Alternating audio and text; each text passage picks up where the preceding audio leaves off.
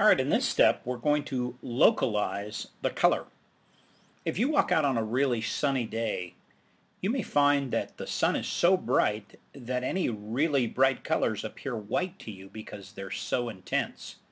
So what we're going to do in this situation is kind of target the color to the lightest areas in an image.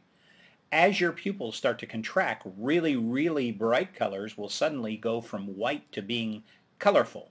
Consequently, if your eyes are adjusted for very bright light, colors that are very dark would be less noticeable. And in our adjustment we just made, we actually intensified the color by the same amount in both the bright areas and the dark areas. So what we're going to do is create a layer mask. A layer mask reveals or conceals part of a layer. And if we can have our layer mask reveal the light parts of the image while concealing the dark parts of the image, we'll get something that creates more depth and dimension and is much more realistic looking. Now we created an image called color mask. And what we're going to do is look at the individual color channels and see if any of them define the light areas of the image as well as the highlights. Let's take a look at the red channel. Doesn't really get to the highlights, but the midtones are very well defined and the shadows are kind of weak. Green channel, well, defines the highlights but not the shadows and midtones at all. And if you look at the blue channel, it's really bad. So RGB color mode isn't going to be our best bet. Let's take a look at CMYK color mode. Well, in CMYK mode, cyan is a little better, magenta worse, yellow worse. Look at the black plate. The black plate is very light in the light areas, and the highlights here in the trees is also fairly light. But what we really need is the dark areas to be darker. So what we're going to do is undo our conversion to CMYK, and rather than using the default setting of the swap standard specification for web and offset publications, we're going to edit convert to a new profile. And we're going to build a custom profile for CMYK, and we're going to pump up the amount of black ink, creating more contrast. Instead of using a light black generation, we're going to use a very heavy black generation. You'll notice that in doing that, we increase black and get less CMYK, or CMY rather. We have a total of 300% ink coverage. The more black ink we have, the less cyan, magenta, and yellow we can have. And this has an interesting effect on an image. Let me zoom into the background image, and I want you to pay particular attention to right here in the trees. Here is before we converted. Notice the kind of yellowy golden overcast. Here is afterward. Notice that the color in the shadow area is much more muted. If I click OK, you'll notice that I now have a black plate that has much more contrast.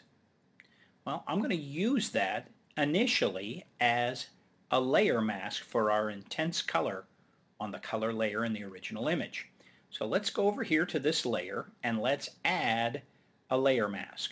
Now initially, using a layer mask by clicking down here at the bottom, white is revealing the intense color layer. What I want to do is go to Image, Apply, from the color mask image, the black printing plate in normal mode, and watch what it does to the shadows. Let me zoom in so you can see that.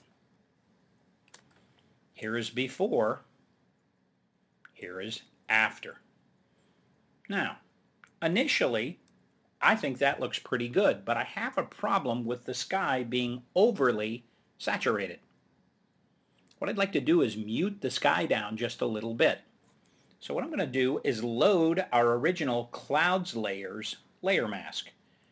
Command on Mac, Control on Windows, click. That makes this area selected, and this area protected. I'm working on the layer mask of the color layer. I'm going to go up to Edit, Fill with 50% gray in darken mode at about probably 50%. Now, when I click OK, you'll notice that my sky is now considerably darker and the intensity is much, much less.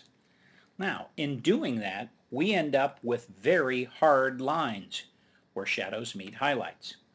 So a final step might be to go to Filter, Blur, Gaussian Blur, and we're going to blur that about probably 6 pixels, just enough to knock off the hard edges.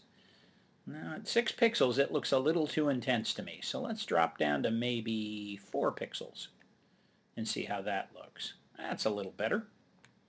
Alright, let's look at our layer. Here is with no mask, here's with the mask. Very subtle detail, but I think you'll agree that it makes a big difference in the shadows. Let's take a closer look. Here's before, here's after.